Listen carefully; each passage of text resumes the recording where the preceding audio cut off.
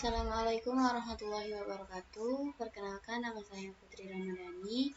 Pada video kali ini saya akan menjelaskan codingan dari Project React Native. Di mana di sini saya sudah berada di dalam app.js, app.js yang merupakan file utama dari Project React Native. Nah, di sini sudah diimport React dari React, kemudian komponen view dan juga scroll view dari React Native. Komponen view ini digunakan sebagai pembungkus yang membungkus komponen-komponen lain agar komponen lainnya dapat tampil dalam aplikasi React Native-nya. Kemudian komponen scroll view di sini berfungsi untuk men-scroll aplikasi React Native kita. Misalnya aplikasi React Native kita banyak dan scroll view inilah yang berguna untuk men-scrollnya sampai ke bawah. Kemudian di sini ada import test dari folder komponen lalu file test. Nah, file test ini menampilkan sebuah view yang diberi style dengan width-nya 80 dan height-nya 80 juga, dan background color-nya blue. Lalu di bawahnya ada teks Putri Ramadhani dan di bawahnya lagi ada npm. Nah, npm di sini diambil dari function komponen yang menggunakan arrow function, dan foto juga menggunakan function komponen. Nah, untuk menu di sini, gambar dan tulisan di sini itu menggunakan kelas komponen, yang dimana jika menggunakan kelas komponen ini kita harus mengextend komponen dari React terlebih dahulu yang diimport dari React terlebih dahulu, dan kemudian dirender, lalu baru bisa di-return, dan barulah ditampilkan segala hal yang ingin ditampilkan pada aplikasi. Jika menggunakan function komponen itu hanya perlu mereturnnya, maka lebih mudah jika menggunakan function komponen. Dan selanjutnya itu ada styling in React Native. Di React Native kita bisa men-styling sesuka hati kita sesuai keinginan dan sesuai kebutuhan. Di sini juga sudah diimport library React. Kemudian komponen ada view, text, image. Nah, di sini saya menggunakan 3 komponen ini saja.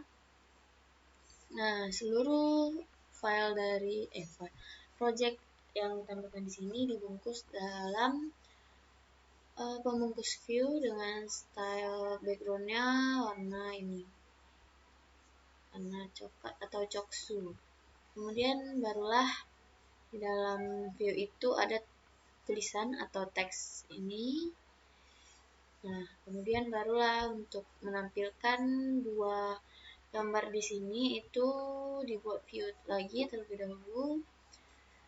Nah, lalu diberi background dengan warna yang berbeda, warna coklat, dengan teks line center, kemudian barulah ditambahkan view lagi untuk menambahkan image, untuk menampilkan image-nya, dan beserta teks, dan juga di bawahnya ada button. Button itu juga dari view dengan style background color yang dengan warna berbeda. Lalu ada teks tonton dan juga download. Begitu juga dengan isinya.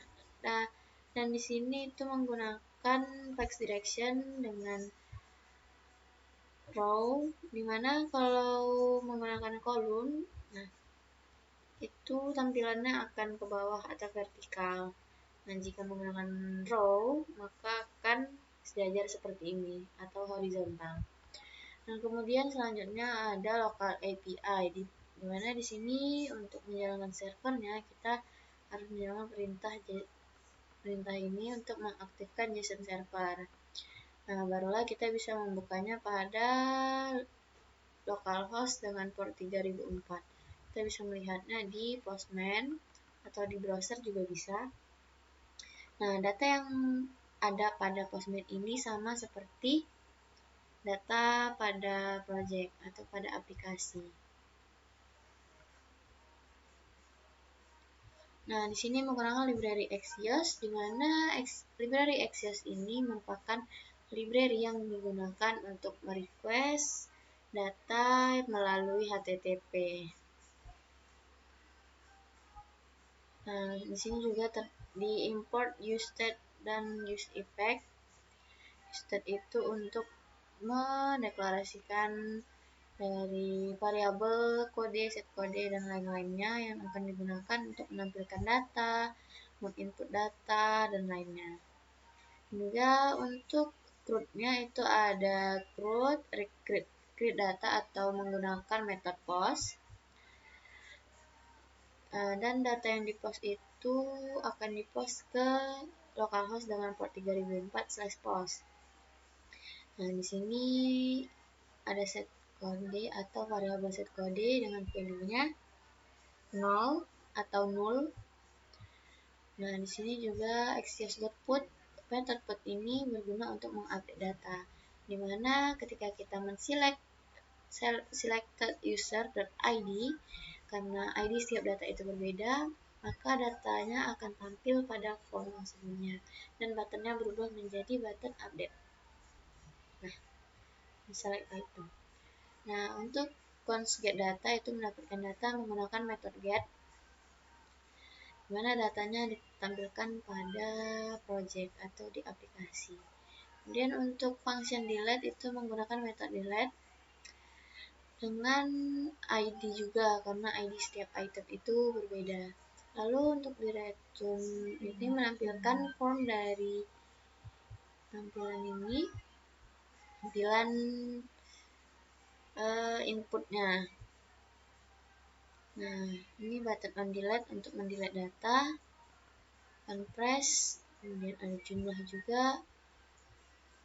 Kemudian di sini ada const styles, menggunakan komponen style sheet untuk membuat style. Ini ada dengan class komponen, style container, dan lain-lain juga. Oke, baiklah, sekian dari penjelasan saya mengenai codingan dari Project React Native. Mohon maaf apabila ada kesalahan. Saya akhiri. Wabillahi taufiq wal hidayah. Wassalamualaikum warahmatullahi wabarakatuh.